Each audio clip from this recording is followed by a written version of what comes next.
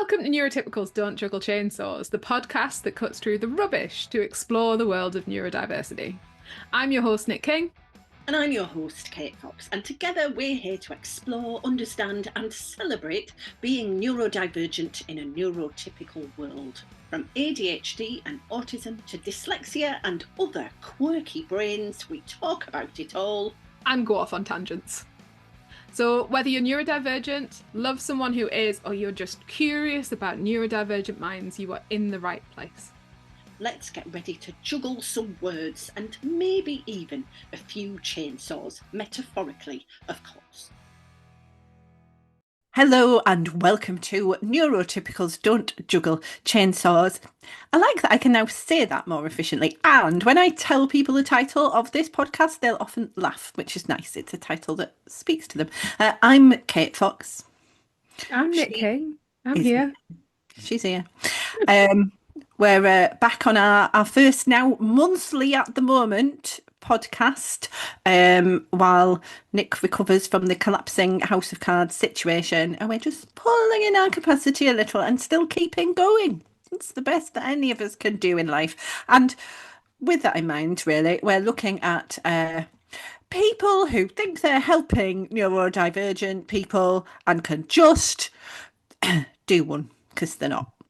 And that sounds like it might not be an oasis of joyous positivity, but actually I think it's helpful, especially for those perhaps who are newer to the world of neurodiversity, to have some idea of mine and Nic's experience of what might be helpful stuff and not helpful stuff and how to spot the difference. So anything, I mean, we could do this almost in list form, I reckon, Nic, but what's leaping to mind for you? Immediate red flag is with autism. With autism, yeah. I help people with autism.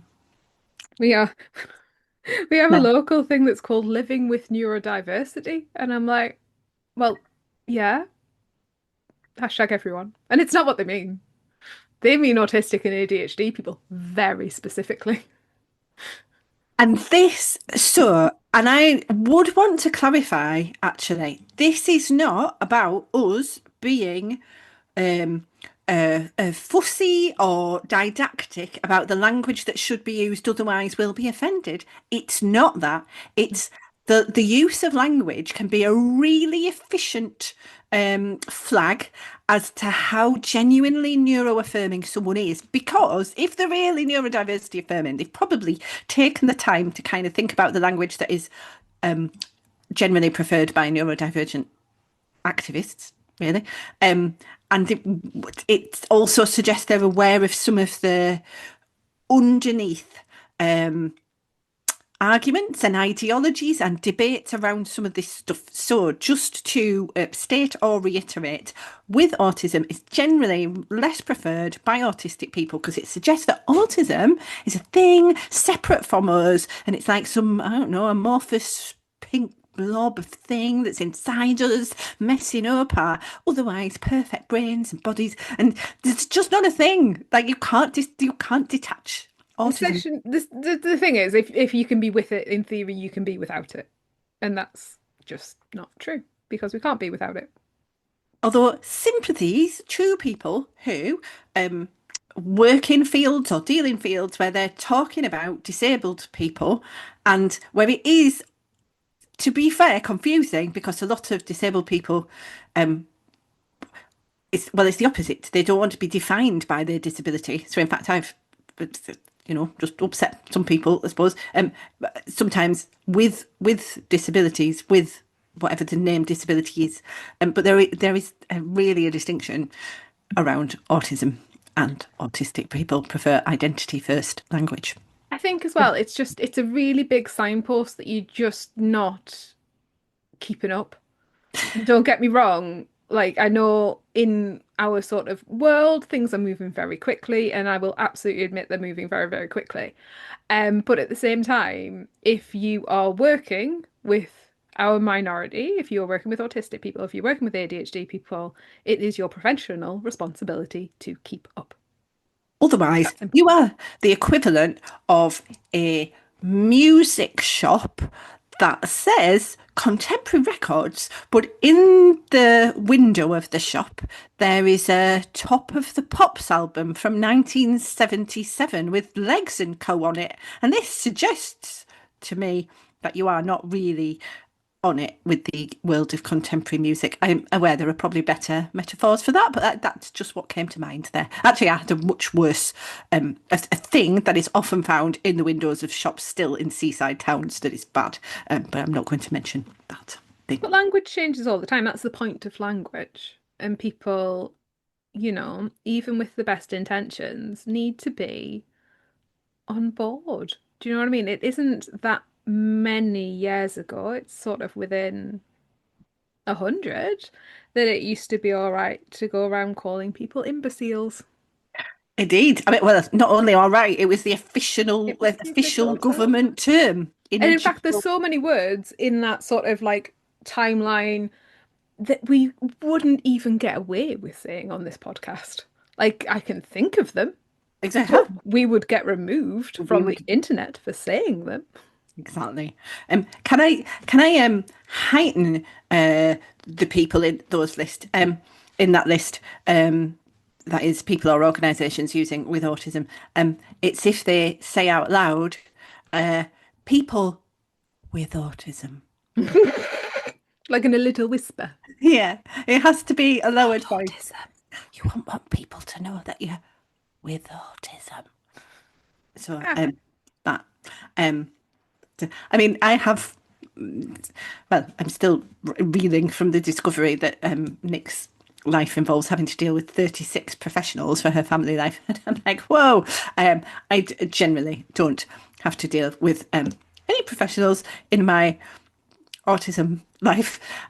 So it's in odd situations where I will hear the with autism. Oh, and I recently did do a gig in a place. Do I name the place? No, because then it names the gig and it's not necessary. But in a place that is not known for its progressive social thinking and has a super, super, super right wing MP. And I did have a little instinct that in the gig, I was only doing 20 minutes, that I would put my autistic joy poem later in the set than I usually would. Like I'll often open with it now. And I was doing just a general set, so it wasn't poems from my Bigger on the Inside spoken word show or anything. I put it later and I sensed and it was interesting and possibly heard a little. Well, I did hear a little when I said autistic joy. I'm autistic very openly. Like normally in a poetry audience, half the audience is like, "Way, us too," um, but there was a bit of a ooh, ooh, oh, and I felt the ooh, and I thought, oh, I thought ooh in return. Apparently, oh, there's hello. so often in the environments where that is It's yeah, when you randomly come across a severely neurotypical one. It's a bit of a shock. it is basically it is. I'm Bit like, of a oh, shock to the system. I'd forgotten they existed. Anyway, okay, let's. So we've dispatched with that. Who are the next people or organisation? Oh, can I? Well, I can. Can I have a whole umbrella term that I recently learned, and I think it is super super useful.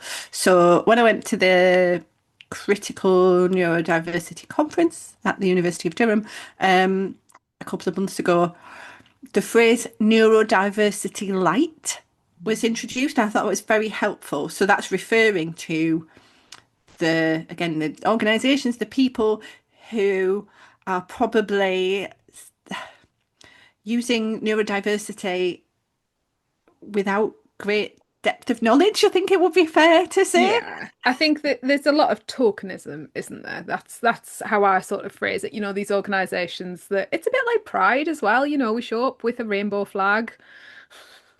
We do Pride. We do Pride right now, this week, month, day, whatever. And I think there's a very similar thing. And a lot of organizations are like, we're inclusive, we're doing autism. And you're like, okay, cool. What? And they're like, no, we do it. How do you do it? No, we are inclusive. And I'm like, how are you inclusive? And they're like, we do the thing. And I'm like, come on, kids. What? The thing is, it isn't kids, because if it was kids, they'd have more of a clue. Exactly. Yes, absolutely. Yes, there is a generational issue. So just displaying a rainbow infinity symbol Or and a jigsaw piece, there's another red flag for oh, you. What if oh there's well, a that jigsaw piece knocking around? yeah, that'd be a huge, huge red flag. There's a reminder for why. That's because it implies something is missing. Jigsaw piece is missing. Originally, it was the Naz, emblem of the what was the National Autistic Society, but isn't now. with a little crying child inside of it, because it is so sad.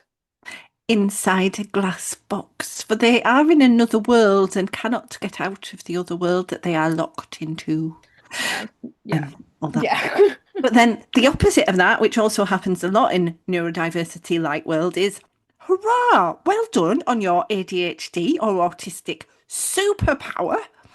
Uh, for you have this superpower, which secretly we know from our point of view makes you less good than everyone, but we're going to overcompensate and talk about superpowers in a very vague way. Ooh, also a red flag. No, no. Still waiting for my shape-shifting people. I hate the superpower narrative. I really do. When people start getting, oh, no, no. And then again, it's a red flag because people are well-meaning. They mean well, Yeah, but but is it that shows enough? they've not kept up really. Is it enough to mean well? I think sometimes No, if you're just a random person in the street, is it enough to mean well? Possibly, maybe. If you are an organization working with a minority group, is it enough to mean well? No. no. Can I so I've got a particular bugbear, but it's quite specific and I think some of it has internalized ableism in. And actually it's interesting it's interesting to mention it's unique because but basically both of us come under technically this category of thing that I have a bugbear about, but we are not this category of thing.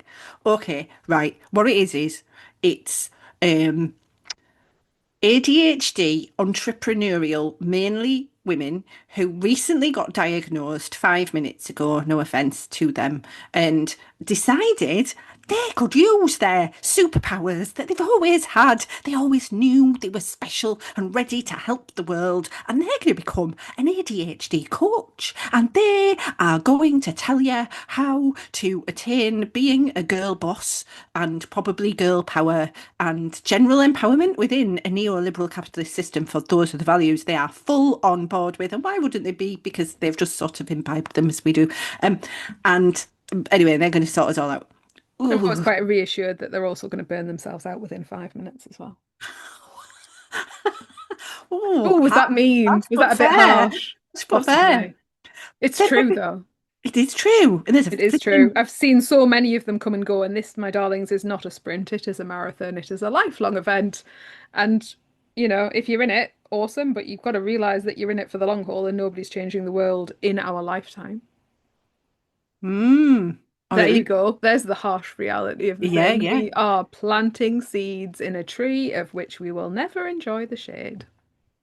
There Oh, you a go. bloke who planted Sycamore Gap. And yes, small, incremental, but deep rooted, hopefully. Some of them Some of them. changes will what will shift things. Not a no, I'm going to be really specific. There was one of the women who does that asked me to take part in the special day they were going to put on.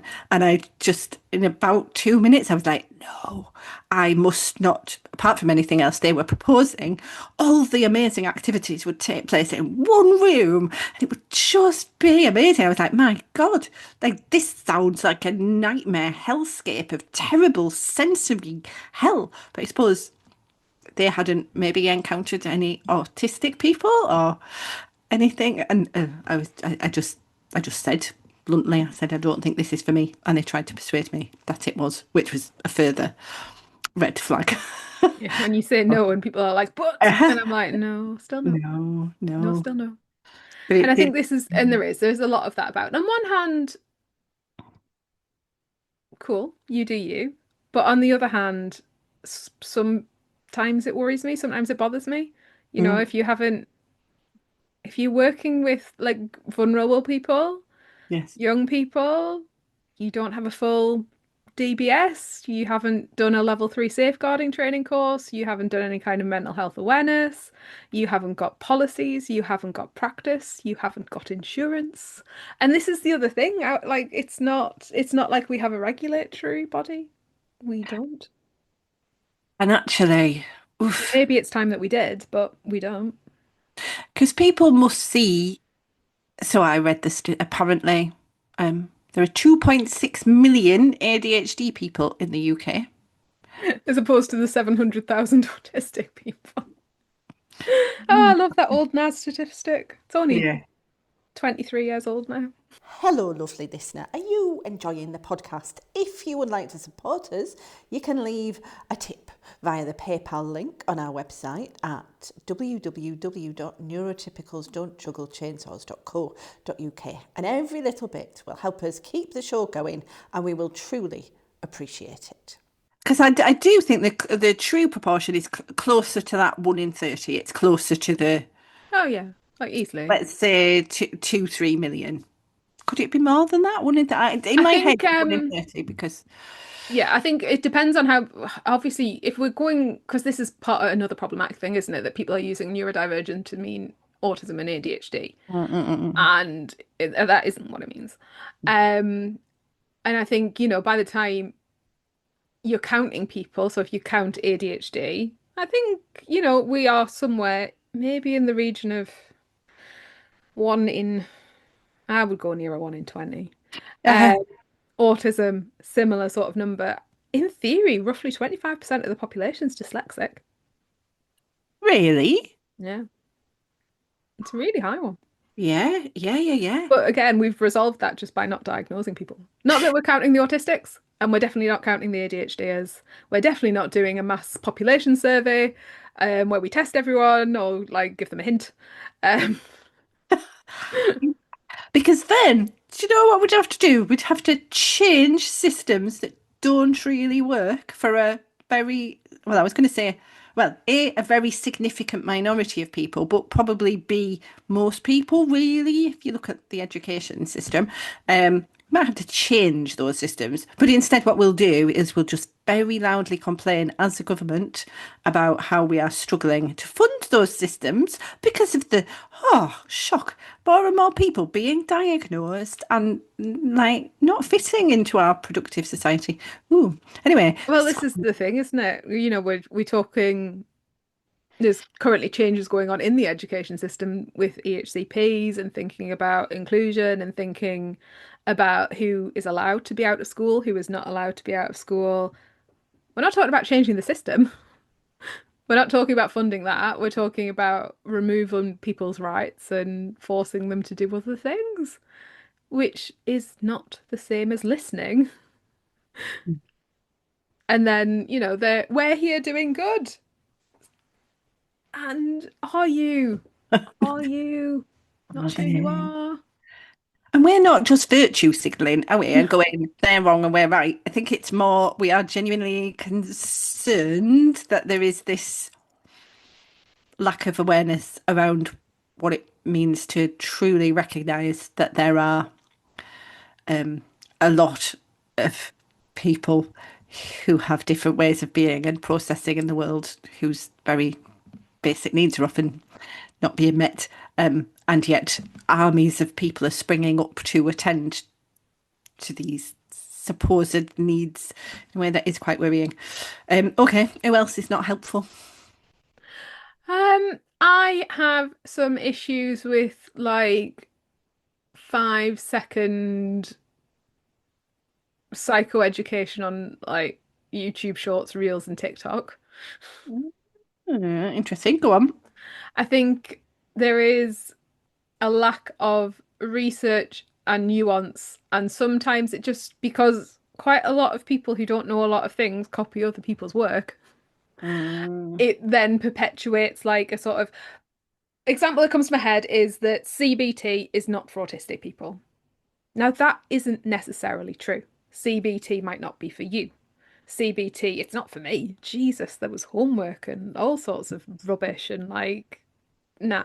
And it wasn't for me. But that doesn't mean that you can't be sitting in front of a really, really good practitioner that might change the way, the therapy works for you, or you might be able to find a different way and a different form of therapy that works for you. But there is this sort of like, there's this red line now on social where they're like, CBT, not for autistics. That's just bollocks. It is. It's rubbish and it's damaging. People might not seek help with their mental health, which again, not autism, because your mental health is not autism. These things are separate.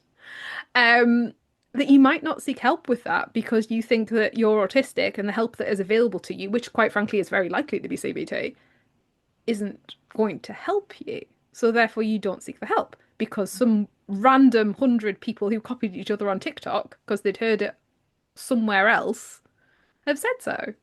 And that's damaging and it's dangerous.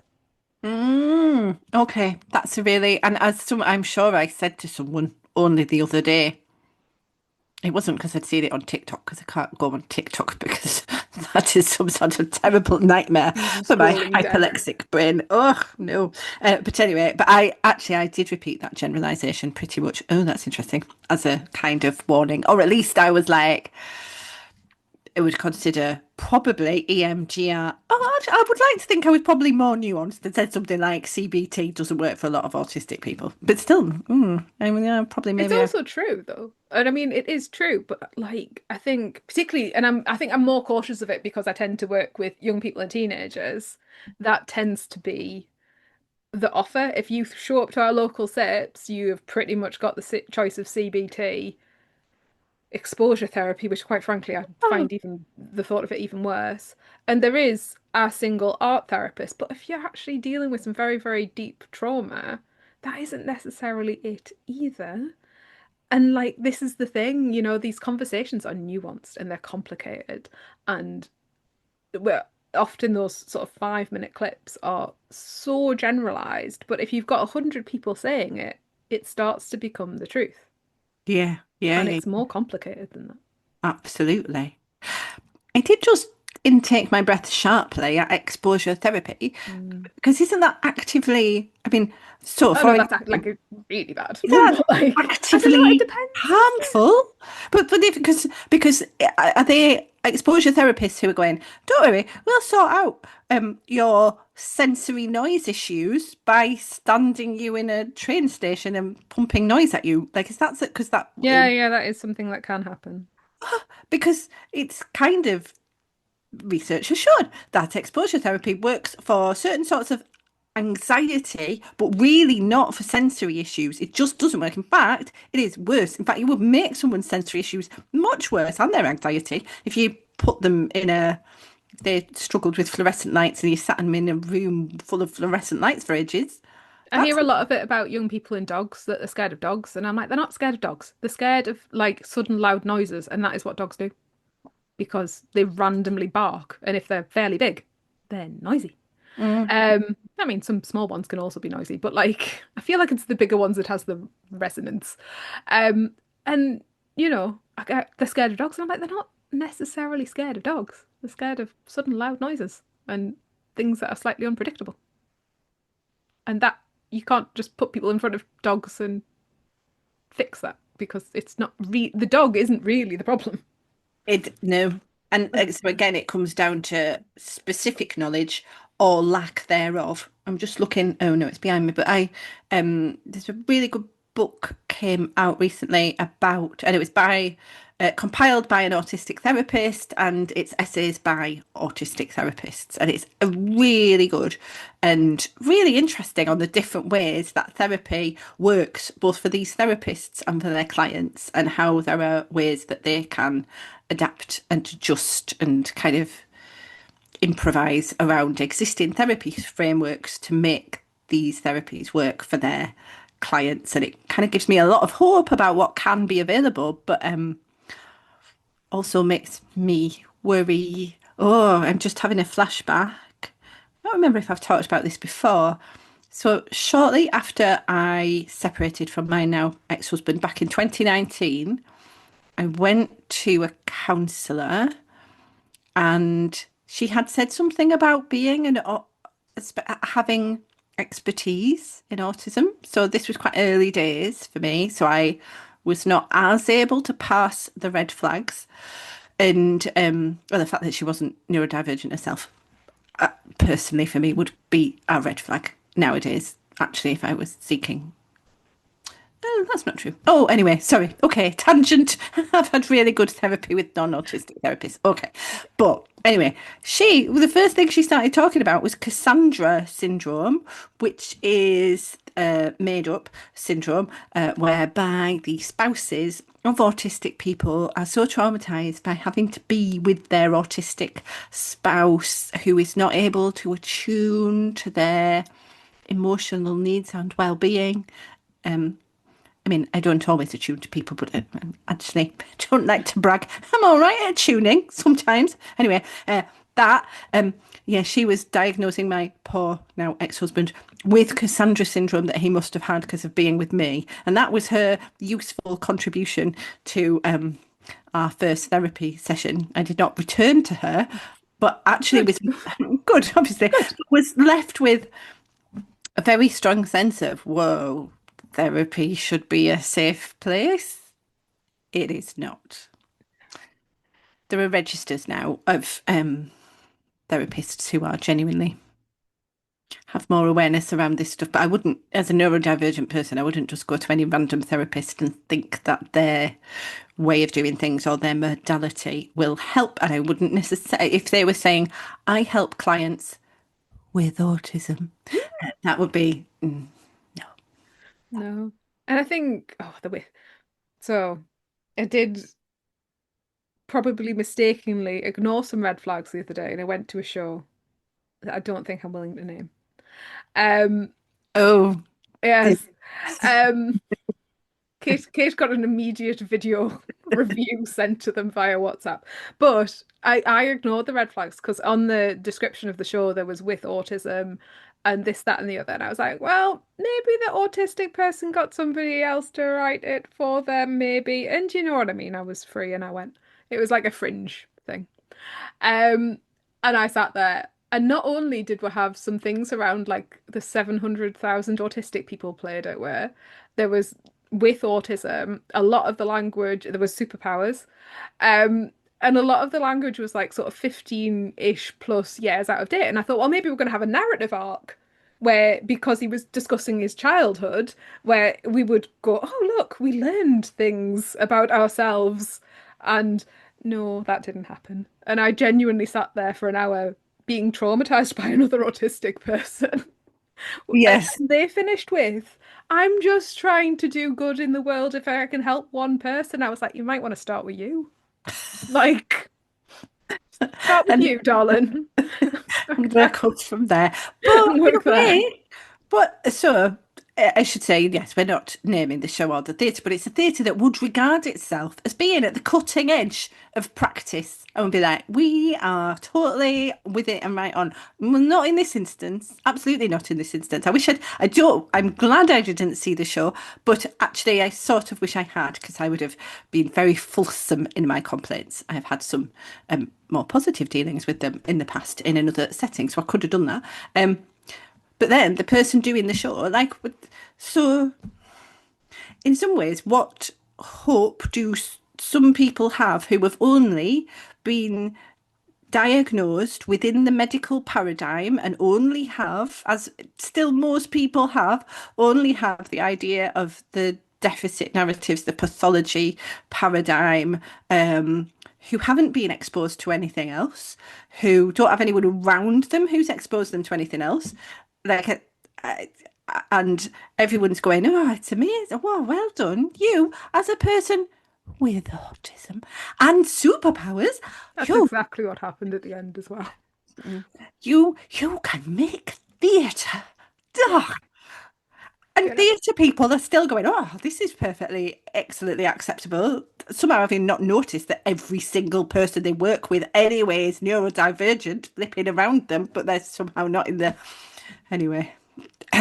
And this is the other thing I think, I'm all for people sort of wanting to go out and do good in the world. I think that's a lovely and a positive thing. But actually, if you're off to go and work with some very vulnerable minority group people, you've got to have a level of reflective practice. No, and that reflective practice ideally consists of people who are not just yourself helping you reflect, and those people will be people who are aware of currents of thinking that are happening in the cutting edge, feels like the wrong phrase, but kind of aware of the latest thinking from activists in those communities. Yeah, but yeah, entrepreneurial ADHD coach women, they haven't got time to have reflective practice. They're too busy doing 4,000 billion million things and And then burning out. then burning out. I'm, but I'm nearly those women though. That's only like there's a degree of self. I am lucky that I ended up going down a A path of. different rabbit hole. On the other Yes. side, people get surprised that I always trained people. So like when I tell people that like when I was younger that I trained people how to sell beds, which is a job that I randomly got because they used a very American style selling system. And before that, I trained people like, and I was trained by Disney, who had a very, very similar style thing. And then, I did, key skills and teaching plan, and blah, blah, blah. And I think, people are often like, oh, that makes more sense. But I think they assume sometimes, if they don't know my background, that I am the late diagnosed ADHD person that just sort of showed up. Because in a way, I kind of did. Like, I wasn't in the world, and then I did a lot of charity stuff. And then it was 2020. It was 2020 when it happened. And I essentially showed up on Zoom and hashtag the world. Because before that, it was all really, really small. And now you can potentially have a massively wide audience. The people that I had trained before 2020 were probably no more than four figures-ish. And I stopped counting at 10,000 after 2020. Do you know Mm, what I mean? And it's that different kind of reach. And it's very easily accessible to people at the minute. But you need to be absolutely. mindful. And there is a great need for it. So I am sad that in fact we only have 2 minutes left, and I cannot quiz you further about the training to sell beds that was also similar to the Disney training. That feels like something for another day.